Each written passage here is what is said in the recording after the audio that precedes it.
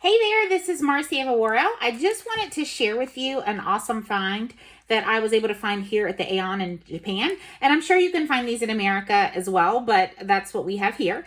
It is an Animal Crossing card holder. It's like a little thin binder. It looks like it holds, I'm going to assume that's 112 cards. Has some of the most popular characters here and Isabelle in the front. It is made out of almost like a plastic binder material like you would see a notebook. It has a cute little pattern on the back. And then, of course, you know, all the writing's in Japanese because we picked it up here.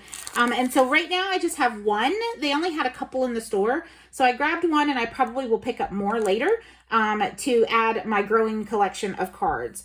So once I start adding them in, I probably will come back and show you another video of how I have them categorized until I pick up 5, one for each series of cards. So I just wanted to share that out, and let me know in the comments below if you can find these in your local area, if they're available, especially if you're in America, because we'll be heading back soon, and I want to make sure that I can get them either at home, or if not, I need to stock up here in Japan. Thanks so much, and have a great day. Bye-bye.